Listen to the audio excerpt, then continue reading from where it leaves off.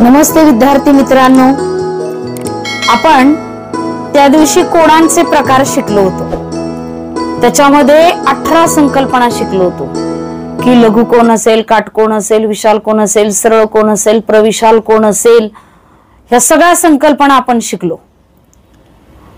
सत्य असत्य विधान पण शिकलो। आता त्या पुढील भाग आपल्याला इथे शिकायचा आहे की इथे मी एक आकृती काढलेली आहे। ही आहे काटकोणाची। ही काय आहे? काटकोणाची आकृती आहे। पण ज्या वेळेस मी मध्ये त्या कोणाला दुभागलं, आता ते दुभागताना दोन कोण तयार झाले। हा एक कोण तयार झाला आणि हा एक कोण तयार झाला। ते कधी कधी समान मापाचे पण होऊ शकतील आणि कधी कधी असमान मापाचे पण होऊ शकतील। पण ज्या वेळेस तुम्ही समजा 10 मीटर दोरीचे दोन तुकडे केले, एक 7 मीटरचा केला आणि दुसरा 3 मीटरचा होणार, 7 आणि 3 10च होणार ना। एखाद्याने एक 8 मीटरचा तुकडा केला, दुसरा किती होणार? 2 मीटरचा होणार, 10 10च। तसंच आहे काटकोणाचं माप हे 90 अंशाचं असतं, 90 अंशाचं असतं। आणि मग ह्या संपूर्ण दोन्ही कोणांच्या मापांची बेरीज काय राहणार? 90 अंश राहणार। हा जर x असेल तर हा दुसरा काय असणार? 90 वजा x असेल। समजा हा जर 40 अंशाचा कोण असेल तर हा दुसरा कोण काय असणार? दोघांची बेरीज 90च असणार ना। मग 90 बेरीज येण्यासाठी आपणाला 40 मध्ये 50 मिळवावे लागतील। म्हणजे जेव्हा दोन कोणांच्या मापांची बेरीज 90 अंश असते त्याला ते कोण, दोन्ही कोण एकमेकांचे कोटिकोण असतात। कोटिकोणावरून लक्षात ठेवायचं, कोटिकोणावरून लक्षात ठेवायचं। आपल्याला सगळेच कोणांचे प्रकार शिकलो की गोंधळ होतो। कोटिकोण की रेषीय जोडीतील कोण की पूरक कोण की संलग्न कोण, हा सगळाच गोंधळ होऊन जातो। म्हणून कोटिकोणावर लक्षात ठेवायचं, कोटिकोण काटकोण असं लक्षात ठेवायचं। आणि मग ज्या दोन कोणांच्या मापांची बेरीज 90 अंश असते त्याला आपण कोटिकोण असं म्हणतात। मग परीक्षेमध्ये प्रश्न विचारला जातो, एका कोणाचा एक कोण आहे तो माहित नाही, त्याचा कोटिकोण जर 30 अंश असेल तर दुसरा एका कोणाचा कोटिकोण 30 अंश असेल तर त्या दुसऱ्या कोणाचं माप किती? तर 30 मध्ये किती मिळवल्यावर 90 होतील, म्हणजे दुसरा कोण झाला 60 अंशाचा। म्हणजे आपणाला 90 मधून दिलेल्या कोणाचं माप वजा केलं की आपणाला तो माहित नसलेला कोण मिळतो। त्याच्यावर आधारित आपण उदाहरणं सोडवणार आहोत। आता इथे मी काय केलंय, तुम्ही मागच्या व्हिडिओमध्ये पाहिला नसेल व्हिडिओ तर पाहून घ्या। आपण इथे जो कोण होतो तो सरळ कोण। सरळ कोणाचं माप किती असतं? 180 अंश। सरळ कोणाचं माप किती असतं? 180 अंश। मग तिथे जर मध्ये मग इथल्यासारखं जर अशी आपण किरण काढला तर त्या 180 चे दोन भाग झाले। एक झालाय लघु विशाल कोण आणि एक झाला हे अंदाजे आपण घेतलेले, हे जे 110 अंशाचा असेल तर हा 170, कारण दोन्ही कोणांच्या मापांची बेरीज 180 अंश असते। ज्यावेळेस दोन कोणांच्या मापांची बेरीज 180 अंश असते तेव्हा त्या कोणाला पूरक कोण असं म्हणतात। पूरक कोण। आता हे दोन कोण काय आहेत? संलग्न कोण आहेत। संलग्न कोण कशाला म्हणायचं? की त्यांचा जो अंतर्भाग आहे तो भिन्न असतो, ही भुजा सामायिक असते। म्हणजे पूरक कोण हे संलग्न कोण असतात पण ते कधी कधी नसतातही। बघा आता इथे मी एक कोण काढलेला आहे 60 अंशाचा आणि दुसरा कोण काढला 100। या दोघांच्या मापांची बेरीज किती आहे बरं? 180। म्हणजे हे दोन कोण सुद्धा एकमेकांचे पूरक कोण आहेत। म्हणजे इथं सत्य विधानासाठी लक्षात ठेवा, पूरक कोण हे संलग्न कोण असतीलच असे नाही। पूरक कोण हे संलग्न कोण असतीलच असे नाही। संलग्न कोण म्हणजे काय? की त्यांचा अंतर्भाग हा आहे तो भिन्न असायला हवा आणि त्यांची भुजा ही सामायिक असायला हवी। पण इथे कोणांच्या मापांची बेरीज 180 अंश होते आणि म्हणून तो पूरक कोण सुद्धा आहे। आता पुढची आकृती बघा, इथेही मी तशाच प्रकारची आकृती काढलेली आहे। इथे काय आहे, हा सरळ कोन आहे आणि मध्ये आपण हा किरण काढला, हा किरण कोन आपण दुभागला, तर मग एक इथे लघुकोन झालेला आहे। समजा आपण 110 अंश केलं, 70 अंश केलं, तर दोन्ही कोणांच्या मापांची बेरीज, तुम्ही म्हणाल की कसं काय 110 आणि 170, इथं जर तुम्ही 120 घेतलं तर इथे काय येणार आहे, 60 येणार आहे। इथं जर तुम्ही 100 अंश घेतला तर इकडे तुमचा 80 अंश येणार आहे। म्हणजे असे माप घ्यायची की दोन्हींची बेरीज 180 अंश व्हायला पाहिजे, कारण आपण या 180 अंशाच्या कोणालाच दुभागलेला आहे म्हणून। परंतु इथे मात्र काय आहे मुलांनो, इथे जसं होतं तसंच आहे, परंतु हे कोण सुद्धा पूरक कोण आहे असं मी सांगितले। या दोन कोणांचे अंतर्भाग काय आहेत, भिन्न आहेत, भुजा सामायिक आहे आणि जेव्हा असामायिक भुजा आहे, आता दोन कोणांची नावं लिहूयात आपण।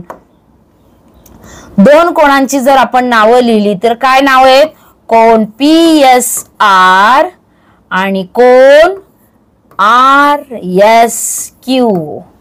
आता याच्यामध्ये SR जी भुजा आहे ती कॉमन आहे, परंतु याच्यामध्ये PS आहे आणि याच्यामध्ये SQ आहे, म्हणजे त्यांच्या असामायिक ज्या भुजा आहेत, म्हणजे समान नसलेल्या ज्या भुजा आहेत त्या एकमेकांच्या विरुद्ध आहेत।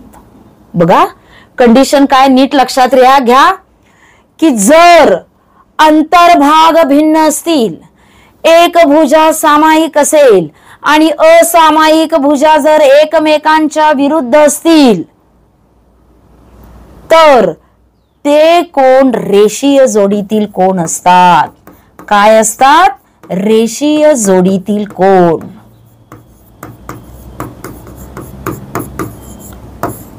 रेषीय जोडीतील कोणांच्या मापांची बेरीज 180 अंश असते। रेषीय जोडीतील कोणांच्या मापांची बेरीज 180 अंश असते। आता इथे पूरक कोण आणि रेषीय जोडीतील कोणांमधला फरक लक्षात घ्यायचा आहे।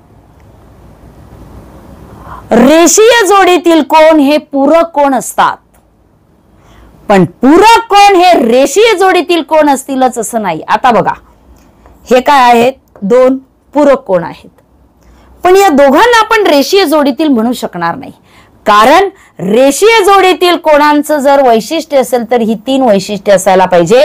त्यांचा अंतर्भाग भिन्न असायला पाहिजे, भुजा त्यांच्यातली एक सामायिक असायला पाहिजे आणि असामायिक भुजा ह्या एकमेकांच्या विरुद्ध दिशेला असल्या पाहिजे। असं असेल तरच तो रेषीय जोडीतील कोण होतो। पूरक कोणाला मात्र ते नाही। रेषीय जोडीतील कोण हे संलग्न कोण असतात, पूरक कोण हे संलग्न कोण असतीलच असे नाही। आता शेवटी आपण सत्य असत्य विधान घेऊ त्यावेळेस लक्षात यायला पाहिजे, पूरक कोण म्हणजे फक्त दोन कोणांच्या मापांची बेरीज 180 आणि रेषीय जोडीतील कोण म्हणजे कोणांच्या मापांची बेरीज सुद्धा 180 अंश यायला पाहिजे आणि त्यांची आकृती अशा पद्धतीची असायला पाहिजे, भिन्न अंतर्भाग, एक सामायिक भुजा आणि असामायिक भुजा एकमेकांच्या विरुद्ध असायला पाहिजे। जर आपण म्हटलं की एका कोणाचं माप जर 40 अंश असेल तर त्याच्या रेषीय जोडीतील कोणाचं माप किती असेल तर ते 140 असेल, दोघांची बेरीज 180 अंश यायला पाहिजे। आपण त्याच्यावरची उदाहरण शेवटी सोडवणार आहोत। आता आपण काय शिकलो, कोटिकोण शिकलो, पूरक कोण शिकलो, रेषीय जोडीतील कोण शिकलो। आता आपल्याला पुढचा कोणाचा प्रकार शिकायचा आहे, विरुद्ध कोण। आणि या व्हिडिओच्या शेवटी आपण घड्याळातील कोण काही सेकंदात काढण्याची आयडिया सांगणार आहोत। कसं काढायचं तर व्हिडिओ शेवटपर्यंत पाहायचा आहे, आपण लगेचच ते घेणार आहोत। आता आपण हे उदाहरण समजून घेऊया। बघा इथे काय केलेलं आहे, जेव्हा दोन रेषा एकमेकींना एका बिंदूत छेदतात, इथे एका बिंदूत छेदलेले आहेत, तर त्या छेदन बिंदू जवळ हे 4 कोण तयार होतात। काय होतात, 4 कोण तयार होतात आणि त्या कोणांमध्ये हे समोरासमोरील कोण हे विरुद्ध कोण असतात। जो आपल्या समोर असतो तो आपल्या शेजारी नसतो, जो आपल्या समोर असतो तो शेजारी नसतो आणि समोरासमोरील कोण हे विरुद्ध कोण असतात। समोरासमोरील कोण हे विरुद्ध कोण असतात. मग विरुद्ध कोणामध्ये याचं जर माप 1 अंश असेल तर याचं सुद्धा माप 1 अंश असणार. याचं जर माप 60 अंश असेल तर याचं सुद्धा माप 60 अंश असणार. आणि मग या कोणाचं माप जर काढायला सांगितलं तर मगाशी आपण शिकलो की हा सरळ कोण आहे आणि सरळ कोण या किरणाने दुभागलेला आहे, विभागलेला आहे. आणि मग आता काय होणार, याचं जर माप तुम्ही 60 अंश दिलं तर हे रेषीय जोडीतील कोण होतात. यांचा अंतर्भाग जो आहे तो भिन्न होतो आणि त्यांच्या असामायिक भुजा ह्या विरुद्ध किरण आहेत. आणि म्हणून मग हा रेषीय जोडीतील कोणांच्या मापांची बेरीज 180 अंश असते. म्हणजे हा जर 60 दिला तर हा 120 येतो आणि 120चा विरुद्ध कोण हा समोर 120 येतो. म्हणजे आपल्याला एका कोणाचं माप जरी मिळालं तर आपल्याला चारही कोणांची माप काढता येतात. आणि याचा उपयोग आपल्याला कशामध्ये होतो, आपल्याला पुढचा जो भाग शिकायचा आहे संगत कोण, व्युत्क्रम कोण, याच्यासाठी सुद्धा आपल्याला हे उपयुक्त ठरणार आहे. त्यामुळे इथं काय लक्षात ठेवायचं की विरुद्ध कोण हे समोरासमोरील कोण असतात आणि विरुद्ध कोण हे समान मापाचे असतात. विरुद्ध कोण म्हणजे दोन रेषा एकमेकींना एका छेदनबिंदूमध्ये छेदत असतील तर त्या ठिकाणी विरुद्ध कोण तयार होतात. आणि एका कोणाचं माप मिळालं की आपल्याला रेषीय जोडीतील कोणाच्या नियमाप्रमाणे आपल्याला हे ते उदाहरण सोडवता येतं. आता बघा घड्याळामध्ये आपल्याला काय आहे, वेळ 3 वाजता म्हटलं की तुम्ही लगेच 90 अंशाचा कोण म्हणता, 9 वाजता म्हटलं की 90 अंशाचा कोण म्हणता, त्याच्यानंतर 6 वाजता सरळ कोण होतो. परंतु मधलंच कोणतं तरी अंतर विचारलं तर मग मात्र आपली गडबड होते. पण आपल्याला माहिती आहे, आपल्या पुस्तकात लिहिलेलं आहे की एका मिनिटामध्ये मिनिट काटा, एका मिनिटामध्ये मिनिट काटा काय करतो, 6 अंशाने पुढे जातो. एका मिनिटामध्ये मिनिट काटा 6 अंशाने पुढे जातो आणि तास काटा मात्र 1/2 अंशाने पुढे जातो. आणि 2 अंकांमध्ये 30 अंशाचं अंतर असतं.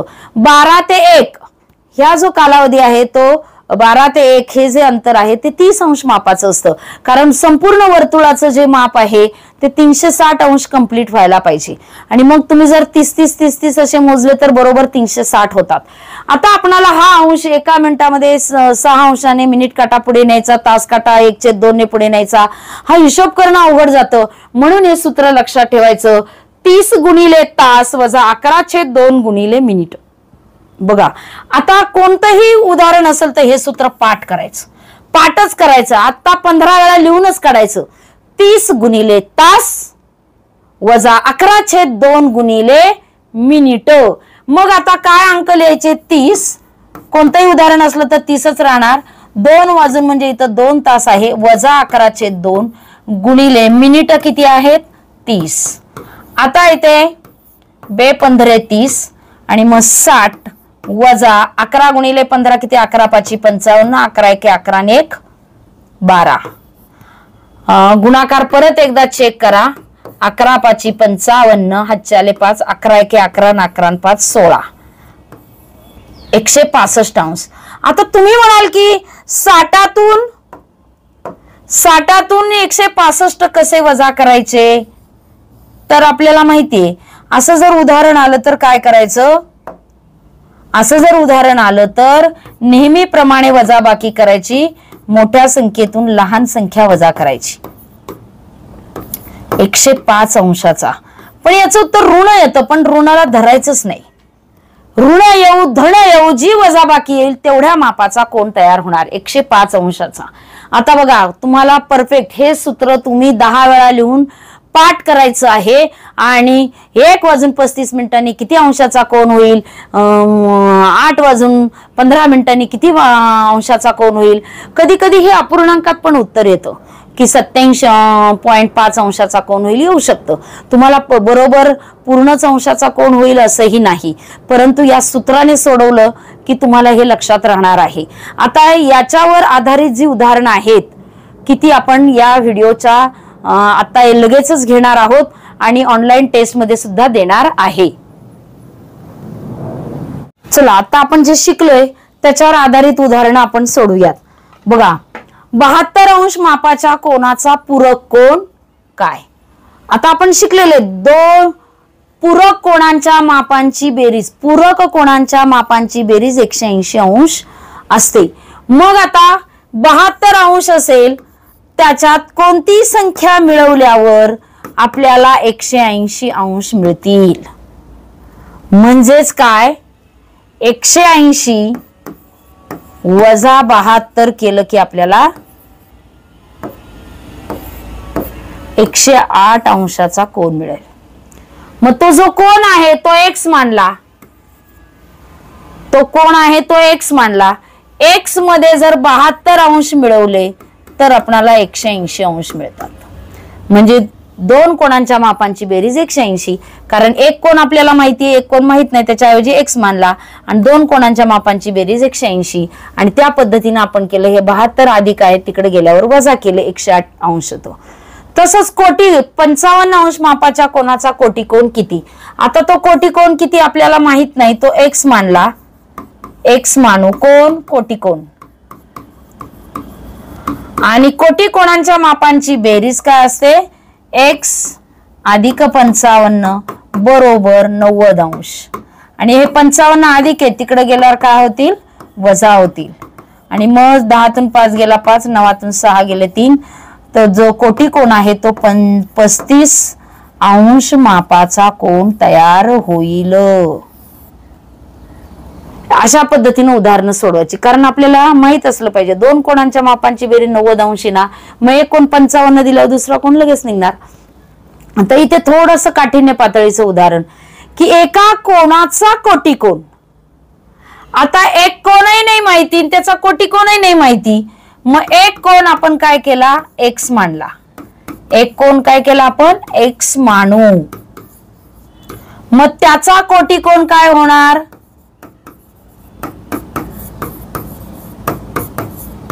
90 वजा एक्स.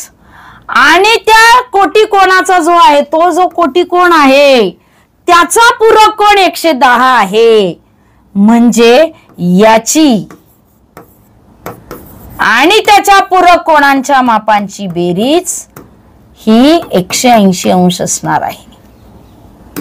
काय केलं बघा, एक कोण घेतला एक्स, त्याचा कोटी कोण घेतला 90 वजा एक्स. कारण कोटी कोणांच्या मापांची बेरीज 90 अंश असते. आणि त्या कोटी कोणाचा पूरक कोण 110 आहे आणि पूरक कोणांच्या मापांची बेरीज 180 अंश असते. म्हणजे या कोणाचा पूरक कोण 110 आहे, तर मग तो कोण आपल्याला काढायचा आहे. मग आता अंकांची बेरीज केली, 110 अधिक 90 किती होतात, 200. 200 हे अधिक आहे, ते इकडे आल्यावर काय होतील 180 अंश. हे वजा एक्स आहे, तिकडे गेल्यावर काय होतील एक्स. आणि 200 वजा 180 बरोबर 20. कोणाचं माप कधी निगेटिव्ह मध्ये येत नाही. म्हणजे तो जो कोण आहे तो आहे 20 अंशाचा. मग आता 20 अंशाचा कोण घेतला, त्याचा कोटी कोण झाला 70. आणि 70चा 110 काय झाला, पूरक कोण. बरोबर त्यांची बेरीज येते 180. आपण क्रॉस चेक करून पण बघितलं. अशा पद्धतीनं खूप सारी उदाहरणं आपल्याला सोडवता येतात, आपल्या पुस्तकामध्ये दिलेली आहेत.